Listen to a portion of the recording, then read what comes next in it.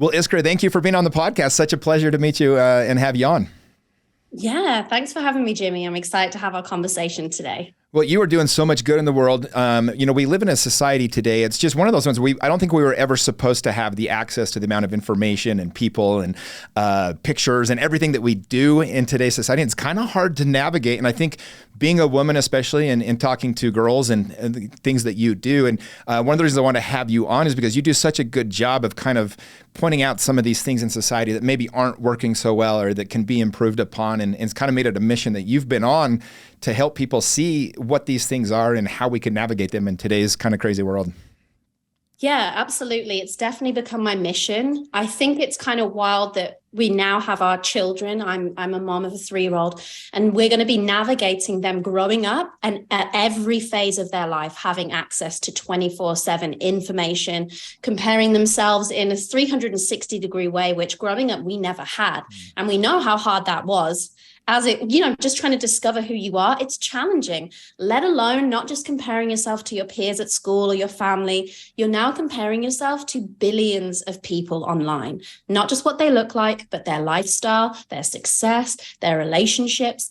And so it's very much become apparent to me that if I'm someone who has succeeded online and who has also managed to really work on my mental health and really balance the idea of like creating online and consuming online, I feel like I have a responsibility to help other people figure that out too. So I'm very much wanting to speak to kids, but simultaneously wanting to speak to parents, because what I'm discovering is the more I speak at colleges, the more I speak on panels and events, there's a lot of parents who say to me, we are terrified. We have not been given a guide, a manual or anything to help us navigate how we're going to help our kids grow up in a world where social media is just everywhere. Yeah, I mean, there's so many opinions out there too. And, one thing I know, I started noticing, I've been working on trying to go into nature a couple times a week without my phone and just sitting there. And I'm realizing how anxious it makes me. And I think we do these things to avoid feeling, we avoid different things. But then there's when we're on there as well. And not only are we comparing ourselves, like you said, to everybody that's on social media, but we're comparing ourselves to filtered versions and fake versions of everybody on social media. One of the things that I love that you did is you did a TED Talk that basically called out kind of the end of the pursuit of perfection, I believe is what it was called. But maybe speak a little bit of what you taught in that TED Talk and why it's so important to bring that to the audience. The one chance you had to really give a message to the world, why you chose that. Right. I know because it affected me personally. I may have had a different, childhood to other people. I was in the fashion industry by the age of 13. So I was very young and I was very easily manipulated by the gatekeepers of the fashion industry to believe that there was something wrong with my body and that the perfect way to be a model was to be as slim as possible, to look a certain way, to have smooth skin and all these things that they literally told me, if you can do this, if you can be like this, you will be successful like all these other models. And so for me, I didn't only compare myself to those other models. I started comparing myself to the retouched images that I saw of myself. And I just remember one day taking my family to a store to go and find the magazine that I did a photo shoot in that I was so excited about. And they were flicking through the magazine. And I was like, yeah, it's that one. It's that one. They were like, we can't see you. You're sure you're in this one? And it was like embarrassing, but also just such a wake-up call because I had to point out which model I was in that magazine because they retouched me so much. My own family couldn't recognize me. And I thought, this makes me feel like crap because essentially someone else has photoshopped all the things that they saw as flaws. And what am I meant to think? I meant to think, well, that means I should change these things, but I can't because Photoshop isn't real. So now I'm just like an imperfect version, but people want me to be this perfected retouch version. That's unattainable for me, let alone some young girl also grabbing the magazine, looking at the picture thinking, wow, that model's perfect. She hasn't got one freckle, she hasn't got one scar, one bit of cellulite, one stretch mark. Like I need to be like her. So I just really felt this responsibility that it was like, I need to tell the people consuming these images as the model in the image that it's not real. And that to me has been one of the biggest breakthroughs, is knowing and being very vocal. And, I'm not going to lie, I got told by many agents that I would never work in the industry, that I was ruining my career by being vocal, by standing up and saying I refuse to be retouched and I'm not going to post retouched images on my social media. They literally said, no one's going to work with you. But what happens, you realign, and then you actually find the people who want to go out and have the same mission as you. And that's far more impactful than, again, just compromising your values and your beliefs. So it was like this double whammy of like choosing the right thing for me. I felt empowered. Brands wanted to be a part of it. And everyone consuming these unretouched images and seeing this new way to be advertised to felt a sigh of relief. They were like, oh my gosh, a lingerie campaign where the girl has some belly rolls and some stretch marks and whatnot. They were like, that looks like me. I feel seen. I feel valid. This is relatable. This is what I want to see. Wow.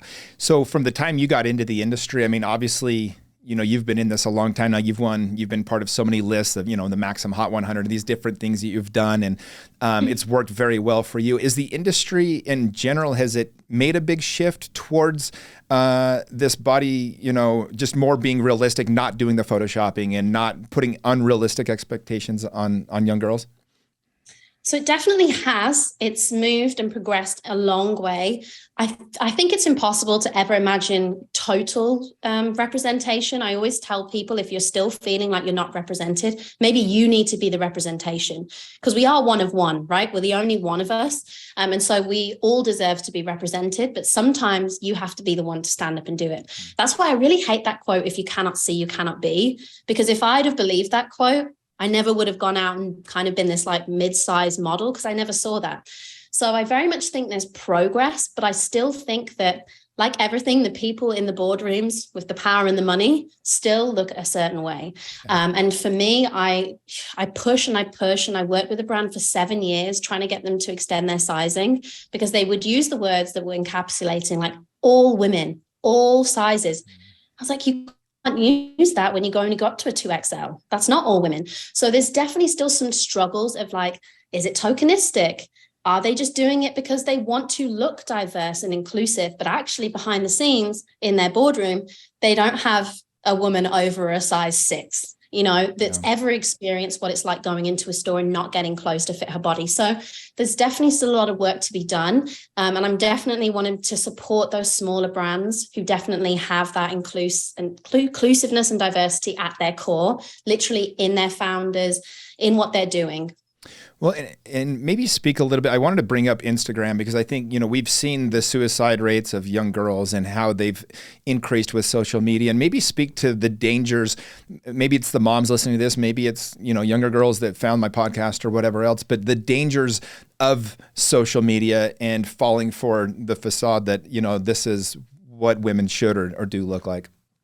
Yeah. So when you think about social media, unfortunately, appearance is very highly ranked on how you're rewarded by likes, by follows, by shares, by saves. We know that Instagram kind of favors that aesthetic, and that beauty ideal is so ingrained and embedded in society. It's been very hard for other people in marginalized bodies to break through. So what you find is that algorithm still favors that traditional beauty ideal. So you're going to get majoritively shown women that look like that beauty ideal. And it's really challenging to step aside and unsee that. But I would really, really advise you to go through your feed right now, if you're listening, and do a social media audit. And that means whoever's coming up in your feed, whoever you follow, if they don't make you feel good, if they make you feel less than, if you are comparing yourself and it's just not sitting well with you, block, unfollow. It's okay. I'm on social media. If someone needs to unfollow me for whatever reason, I actually call it releasing followers. It's really, really important to do that. And then go and follow accounts that do make you feel good, and you engage with them, like, comment, because then they'll show up more in your feed. But there certainly are dangers with social media. The other thing that's very new is how it impacts our endorphins, how it impacts these triggers and the reward system in our brains with likes and follows and shares and comments. And that's something that we're not only comparing ourselves to other people, we're actually comparing ourselves to our last post and how it performed. So there can be this overwhelming feeling of failure. And even for someone like me, I am a perfectionist. I'm a Virgo. I have to really, really consciously like take out the numbers and take out the insights. And I do hate that Instagram now has this banner where it's literally an insight banner. So every time I go to my profile, I see how many accounts I reached. Mm-hmm. And you know what? Some weeks it's 13 million and other weeks it's 5. And I know that's a heck of a lot of people regardless, but I still, when I see a 5 versus a 13, what am I doing wrong? I'm failing. Oh my goodness. I feel this overwhelming pressure, and you constantly like go see a therapist or just go and speak to your friends, your family, people around you. It's still a career.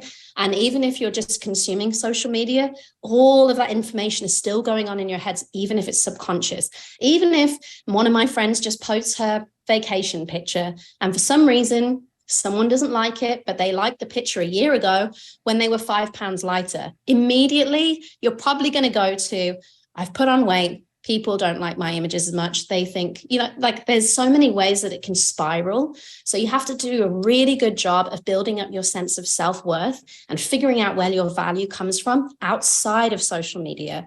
So that means really doing the work. I do gratitude lists and journals. I do mirror work. And that means I get in front of the mirror and I give myself eye contact and I remind myself, I'm so much more than my size. I'm so much more than my followers. If Instagram disappeared tomorrow, I'm still me. I'm still worthy of love and, friendship and success. So it's very much building that sense of self outside of social media, because if you let that be the determiner in how you feel about yourself and where you place your value, it's a slippery slope. Yeah. So if you could maybe speak to parents for a minute, like how can you help? I think a lot of parents, I help, one of the programs I do is for teenage boys, 13 to 17. And I notice how, much social media is playing into their lives too. But maybe if you could speak to the parents, like what's the best way to approach these subjects with your children when it comes to social media and when it comes to just body image in general? Yeah. So I'll start off with the body image. The first thing to do is assess how you speak to yourself. That's the number one thing to do. And I think a lot of us are, again, unconsciously saying unkind things to ourselves. And obviously kids pick up on every single thing. So that's really, really important. First, check yourself and see how you behave in social environments. Bless my mom. She's of the generation where the first thing she will say is, oh my God, Lisa, you've lost 10 pounds. You look amazing. And I keep trying to help her unlearn that type of language, because I'm like, when that's the first interaction with anyone, immediately you're basing, again, that sense of like worth and value to their appearance and their size. But it's very, very hard to unlearn, because so many of the compliments that we're used to seeing that we honestly got from the media, not just social media, this is from movies, from magazines we've read, that's how we kind of learned to speak about our bodies and view and speak about other people's bodies. So as a parent, just check in with yourself. Do you say unkind things to yourself? Are you using language which would make your children or people around you aware of how you're feeling or how you're judging or treating others? And then with social media, don't imagine that you can ban it from your children. That's just not going to happen. They are going to come into contact with social media. So you want to be the cool parent, or at least the parent that wants to protect them, but also allow them to have the responsibility of social media and allow them to have the opportunity of social media. I want to change your mindset. Of course, it's a little bit scary, it's a little bit daunting, but it could change your child's life. There are a lot of children who do feel lost and alone and find positive communities where maybe they're in a location or an environment or even a family environment where they maybe don't feel the same, they feel different, they feel excluded, and they can go online and they can find really wonderful communities. I found the eating disorder community, and obviously I had an eating disorder through my teen years, and it was very reassuring. It felt very safe and welcoming. So don't think that only bad things can happen. But I will say you can definitely allow your children to do the social audit, like I said, going through accounts and just being like, so what type of things do they make you feel good? Is it cute dog accounts? Is it a sports account where you just want to keep up to date with what's going on? And then also allow them to say, when you're consuming social media, let's put a timer on it. Let's do an hour a day, but I want you to enjoy social media and all the benefits of it. Why don't you spend the other hour creating for social media, putting something out in the world that's beneficial? Because for me, if I'd have only consumed social media, I literally would not have the life that I have. I wouldn't own a brand. I may not have even met my husband. Like, it really just, it is a very, very special place. It's a big, scary world, but it is a world that we can use small ways to protect ourselves. There is keywords where you can literally put in keywords and emojis, and they will be blocked from your child's comments. That's really important. I do wish that there, just like YouTube Kids, there was an Instagram Kids. I think that could be really something beneficial. But I am actually speaking to Instagram continuously. My dad's actually done some work, because my dad works in foreign translation, and I was getting actually quite a lot of bullying and abuse in different languages, and they weren't catching that. So I will say Instagram are doing their best to try and keep up with online bullying, but the best you can do is have transparent conversations around it. Maybe get on social media yourself so you understand it a little bit more, because then I think you'll feel less overwhelmed. It does take a while to get used to it, but it isn't that tricky. It's not that challenging, and it's going to be okay. Well, one of the things I love that you said is, learn to enjoy it, like actually have fun with it, spend the time with your children, talk to them about it. I love that question. What makes you feel good when you're on here? And helping them understand that, hey, let's focus on things that you like and that you enjoy, and not just let random things come into your feed that maybe don't make you feel so good. I think that was a really important part of it. Productively. And I think using anything productively, right? Using work, using relationships, using food productively. I know it's a weird thing to say, but I've had a turbulent relationship with food. So now I see the joy in it. I see the pleasure. And I also just keep myself in check if I ever get triggered or overwhelmed by it. Same thing with working out and movement. It's like we can use a lot of things in life productively. And especially with kids, trying to push it away and ban it is just going to make them want to do it even more, and then not tell you what's going on there either. Yeah. So one question I wanted to ask you, what if your kid is actually unhealthy? What if they are overeating way too much and they are putting on an unhealthy amount of weight where it's probably affecting their health, both short-term and long-term? What's the best way to approach the conversation with them to help them make some real change there? So that's a really interesting question, because coming from an eating disorder background, it is challenging to be able to talk about weight at all. But I do think that there's real importance in helping people understand what healthy is for them. So I think the number one way, again, would be, can you go back and see if there was a time that your child had a switch in how they ate, when they ate, what they ate? Because a lot of eating disorders and binge eating disorders can be triggered by a traumatic event. Or I'll give you an example. I met a guy in LA, and he basically binged ate until he was 400 pounds. And I asked him, do you remember when that started? And he goes, yes. My mom was a ballerina and her mom was a ballerina, and they were always really skinny. And she would shame me for the food choices that I made. And so what happened was I would order the salad because I felt pressured to, because my mom was so overbearing and controlling. And then I would go and secret eat behind the scenes. So as soon as I got away from home and lived in college, I ate all the food that I felt shame around, that I felt too scared to eat around her. And I ate it and I ate it and I ate it, to the point where I turned around one day and stepped on the scales and I thought, oh crap. That's why my joints are hurting. That's why I can't move the way I want to. And at that point, he realized where that came from. So I think you really got to do a job of dissecting, was there a turning point? Was there a turning point when, because the goal is, right, with health, is to be able to intuitively listen to your body. Listen to when your body's full. It tells you. Listen to your body's hungry. It tells you there are signals. When you have an eating disorder, unfortunately, those signals get jammed from shame and emotion and all those other things. And so it's really going back to the clarity of, like, I have a child. When did those signals get confused? Is it something I did? Is it an environment they're in where they don't feel comfortable? Are they in an environment at school where they're getting bullied because of their weight, so they're secret eating? Or are they getting bullied because they're too skinny? Or for me, I was in the fashion industry, so it wasn't anything my parents did. It was very much just people telling me, if you were skinnier, you would be more successful. And I also get that message from the movies and media and everything, telling us the skinnier you are, the more successful and happy you'll be. So for me, it's like, as a parent, going back, dissecting, What was the language that we used around food? Do we feel like it's a safe, open environment? Because you also can't go from never talking about food to suddenly having an intervention and sitting someone down, and they're going to be like, whoa, we've never discussed food or bodies or anything like this. So it's more, you have to do some observing. And of course, if you are able to afford therapy, there are amazing therapists, there are amazing eating disorder therapists. I would say maybe seeking professional help first, getting in the room as a family, but also have a look at the way you eat. Have a look at where you're at in your life.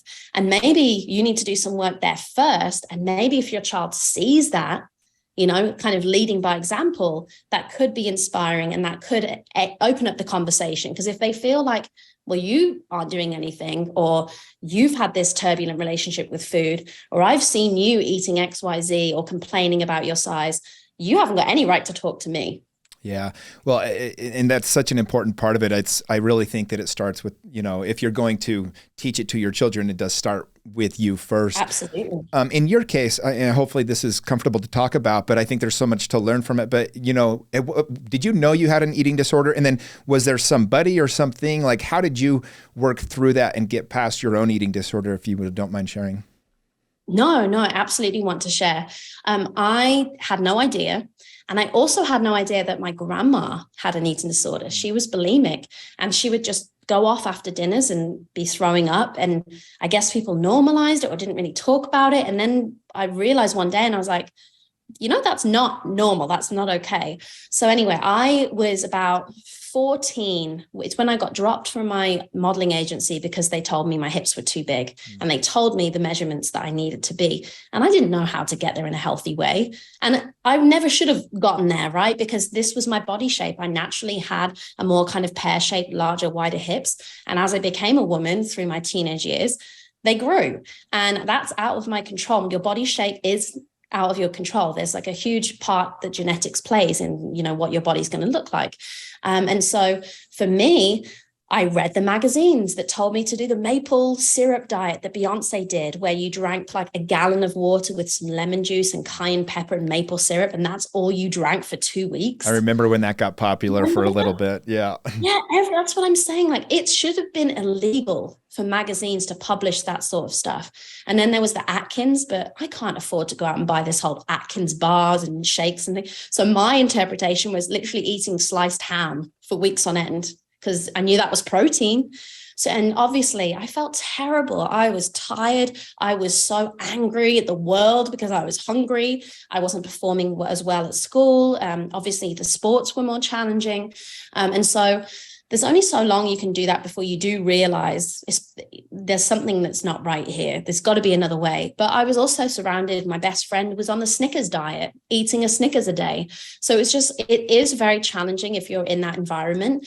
And it really wasn't until a girlfriend who I was kind of modeling with said, do you know there's plus size models? I was like, what on earth is a plus size model? I literally had no idea. And it was the time when Candice Huffine and Robin Lawley had just kind of blown up, and they were in America. It didn't really exist in England. And I was like, I just saw these images of these models and women. I was like, I have never seen this. And even though obviously we have of Renaissance women, it just didn't feel like the right now. So seeing that and seeing that it was celebrated right then and there, whilst I was punishing my body and trying to avoid its natural curviness, it definitely opened my mind. And then what happened is I went and thought, well, maybe I can be a plus size model.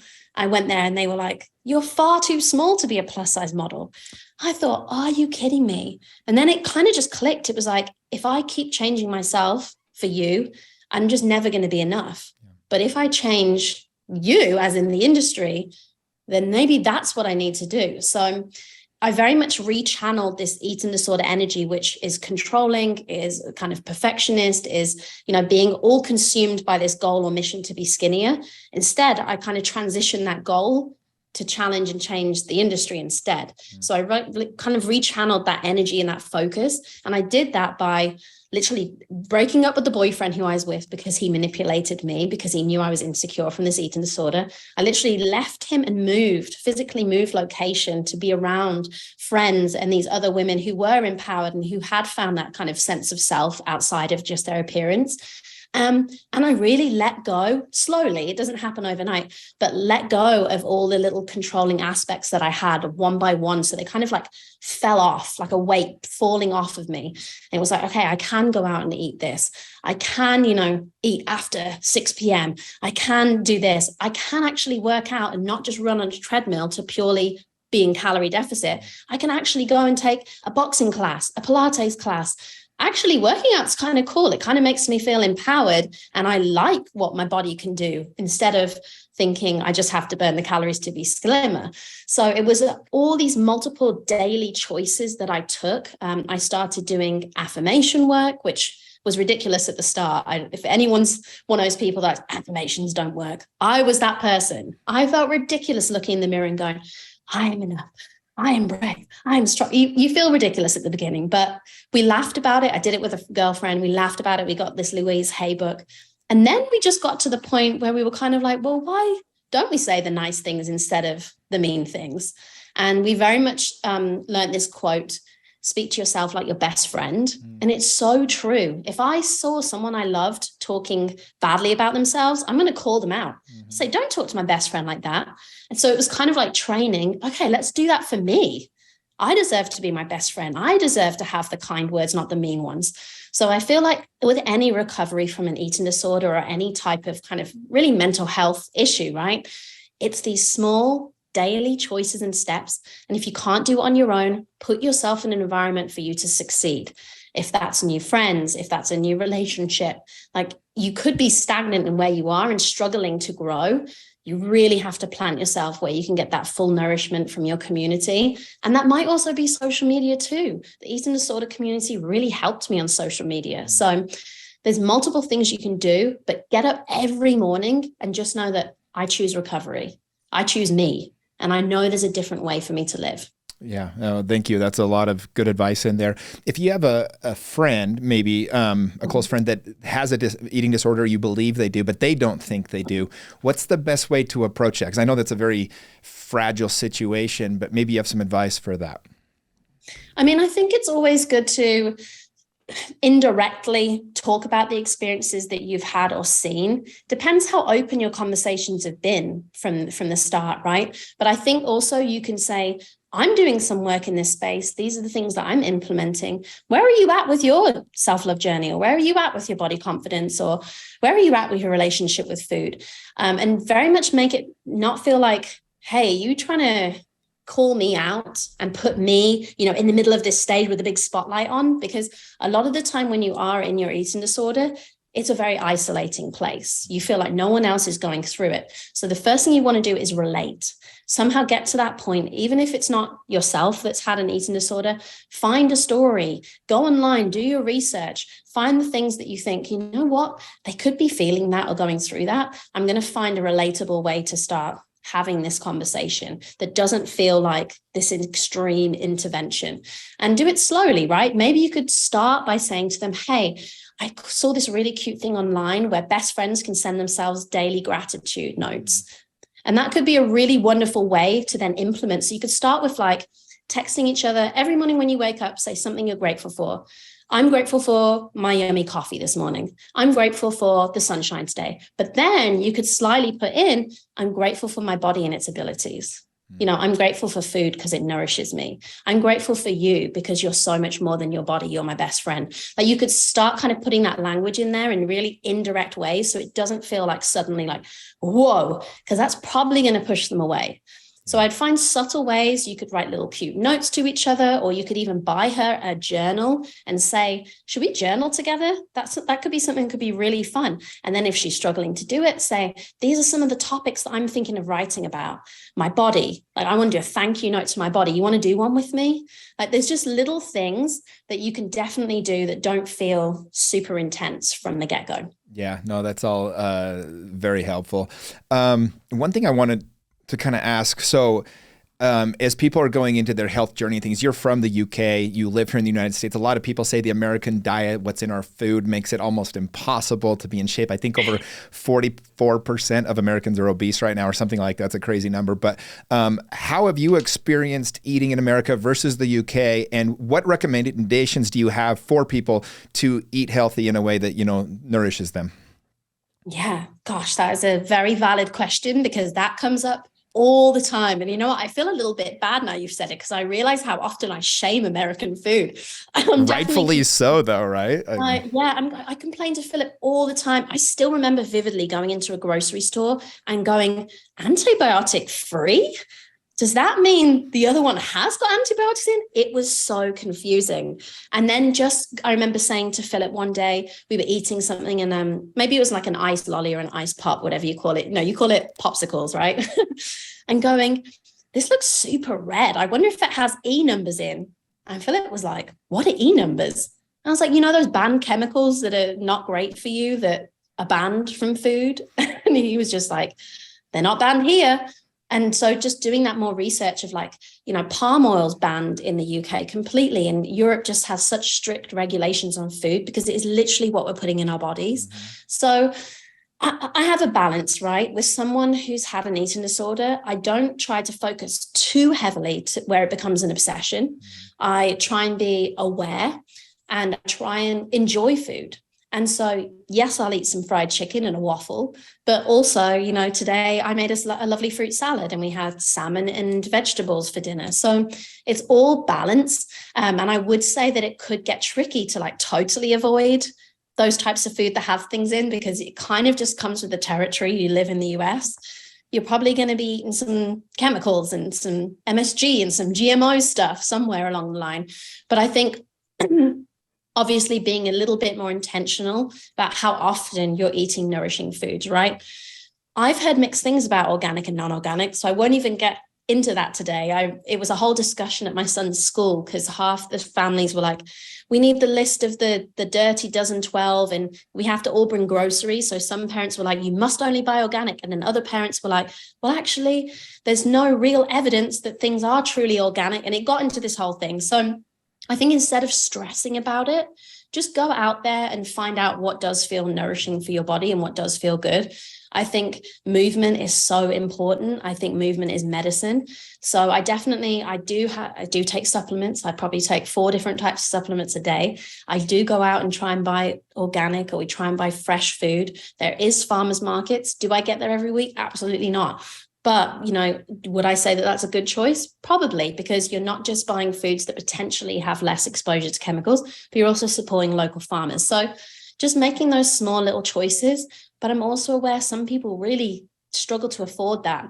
There was actually a really great show in England, and it was Jamie Oliver, super famous chef, and he made really affordable family meals, and he showed you how to do it by kind of like bulk buying meat and vegetables and making it stretch over the week.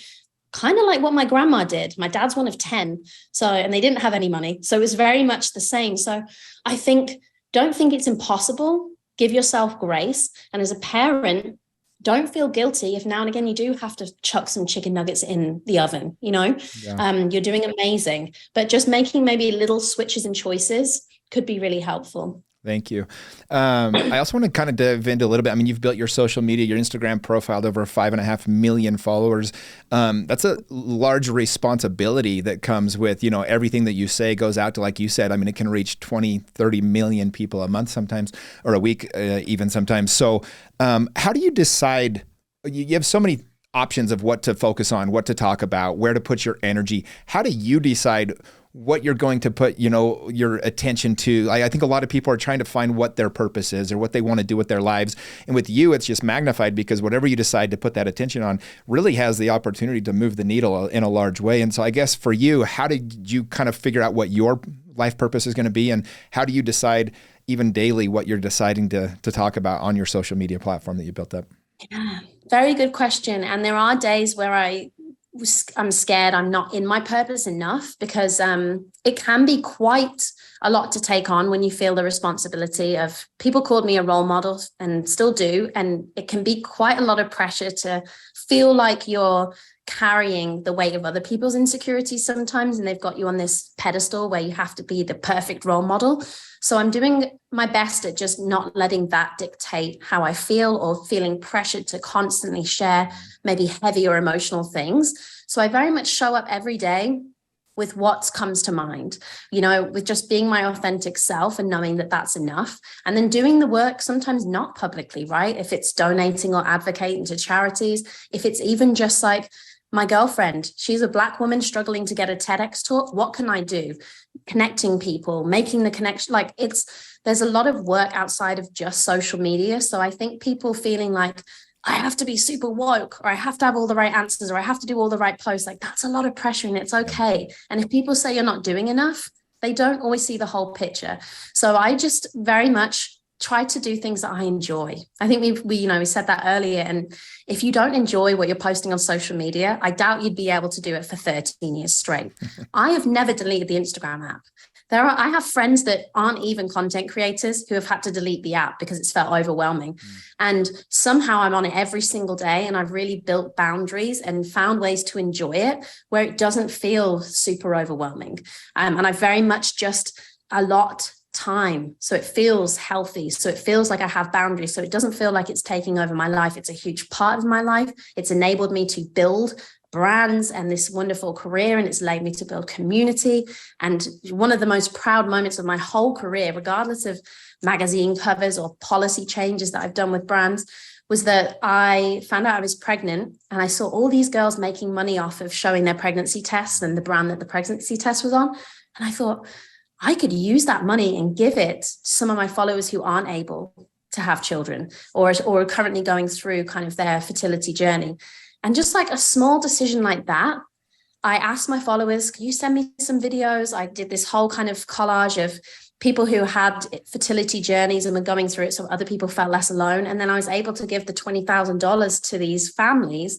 And now there's literally 2 children in the world from Instagram, from that small little decision. So it's like, there is something magical if you decide to get up today and make a decision that could change someone's life. Maybe it's not as direct as that, but you know, even just getting in my swimsuit, it's crazy how many women still to this day, even though I've been getting in the swimsuit for nearly 20 years, are still like, it feels really great to see someone who looks like me. That's enough. You know, don't overcomplicate it. I promise you, showing up authentically and sharing your story, I bet you it's going to impact someone positively. Yeah. Well, I think there's so many people like you that are wanting to have that platform, that want to be able to have, make that difference, be able to have those experiences where you literally can help 2 children be born that otherwise might not have been able to. Maybe take us back to when you first started building your Instagram platform. What are a couple things you did really well, or that you recommend to that person that's maybe just hasn't gotten much traction or is just starting out? What can they start doing differently with their platform to grow their social media channel? Yeah, really great question. I feel like right now it is different. They called it the golden age of Instagram. It's right now the golden age of TikTok. And it might be soon the golden age of Lemonade. I don't know if you've toyed with that new platform. So what I would recommend is now try all the different platforms. I know it feels super overwhelming, but you can repurpose your content. So if you make a 1-minute video, it can live on Instagram, TikTok, YouTube Shorts, Pinterest, and you could repurpose it even for Lemonade by taking still photos of it. That sounds like a lot. You can always get virtual assistants that literally live in a different country for a very good rate per hour if you want to take this really seriously. I did a panel recently and I reminded people I didn't get paid a penny from social media until 6 years in. And right now there's this misconception that you can jump on TikTok and in 2 months you can make 10 grand a month from UGC content creation, which is user generated content. And it's just BS. That might happen for the 0.1, but really going into social media, I believe the way I did, which was genuinely to build a community, literally just to share my story. And then people started interacting with me and I started commenting back, and it just became this storytelling platform of images that were real and raw, and story and community and building that. I still comment back to nearly everybody. I still am in my DMs trying to speak to people. If you're really truly about building and growing, that's what you have to do. You can't just put a few pictures and then go. You have to be in the weeds, commenting, building those relationships. And I remember there was this TikTok couple who I love called Demi and Tom, and they shared their infertility journey through COVID. And they told me they went live on TikTok every single day. And they said sometimes there'd be just 3 people, 8 people, and they would speak to those people every single day.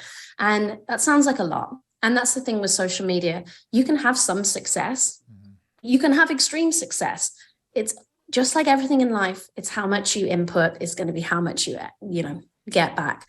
And so you have to love social media. Yeah. And that's what will keep you consistent. That's what will keep you showing up. That's what will keep you having conversations that you're actually interested in. Because if you're not sharing content that's interesting to you, how do you expect anyone to be interested back or to be able to even talk about it? I know that's really been important to me, is not trying to lie about who I am or what I know or that I'm an expert in this or that, because if someone asks me a question, I don't know it, it's going to feel ridiculous. I want to talk about things that I know. I want to talk about stories I've actually experienced, and sharing that means I can't fail. The whole point of social media is people are going to click that follow button because they like you.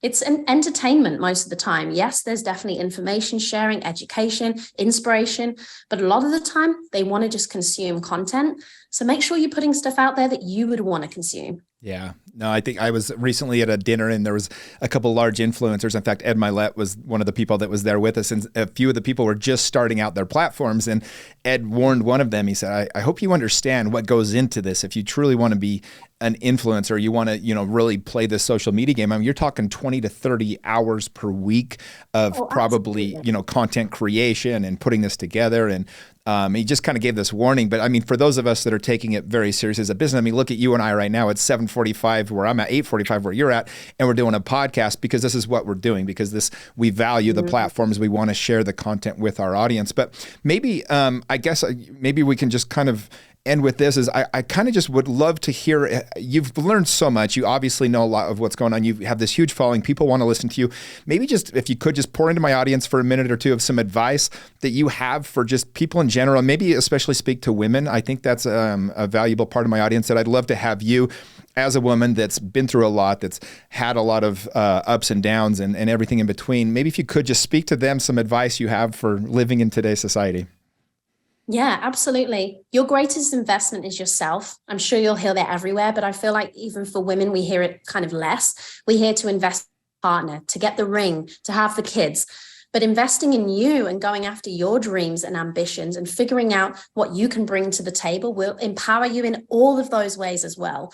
Because one thing I've learned is, as I create these new roles for myself, as I became a mom, it was really important for me to realize I'm not just a mom. It was very important when I got married and for my partner, I'm not just his partner. I'm not half of this.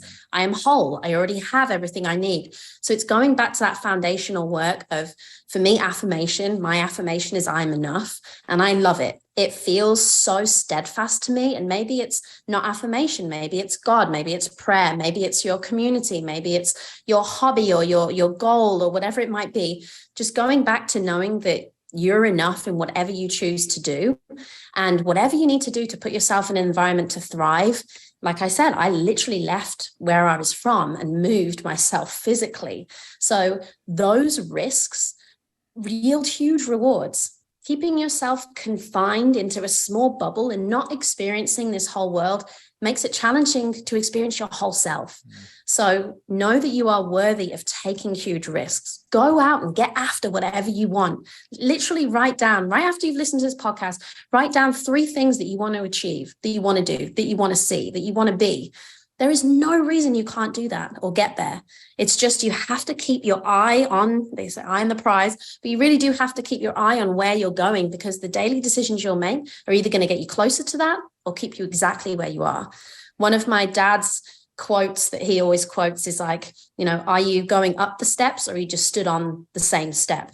And for me, I've gone up a few steps and fallen down a few, but I'm constantly trying to get there. And for me, it's that humbling feeling of like, why not me? Why not me? There's plenty of evidence. Someone like yourself with a hugely successful platform and podcast, it's like you made the decision to go after what you wanted. And because you took those steps, here you are. And you have to keep moving forwards, right? Like another quote that I like is, what got you here won't get you there. And it's just that constant reinvention of self with the same time, knowing who you are and knowing you're enough, it's like the perfect combination, in my opinion. It's like, I'm just going to continue rediscovering myself. I'm going to continue taking big risks, putting myself in environments where, damn, I need to learn more. This person has more experience than me. Oh my goodness, look what else I can do or achieve. Or look, if I just had that new mindset and tried this, and putting yourself in the place to win with mentors and coaches. And it's like, you deserve all of that. That is investing in yourself. And if you're not going to do it, who else is? Wow. Well, this is one of those podcasts you're going to want to go back to and listen to a couple times. Thank you so much again, Iskra. If you could just leave us the best place to find you at for people that want to follow your journey, to want to learn more from you, where is the best place for them to go? Obviously, my Instagram, it's at Iskra, Iskra. I've got YouTube, also at Iskra. TikTok, at Iskra. I got a Pinterest, Iskra Lawrence. I've got the Lemonade, Iskra Lawrence. And I've got my brand, Saltair. So that's www.saltair.com. Awesome. Well, thank you again so much. You're awesome. And I can see why you have so many people that are following your journey, because it's so fun to talk to you and listen to all the things you had to say. So thank you again. Thank you for a wonderful conversation, Jimmy. Awesome. Thanks for listening, everyone. Bye.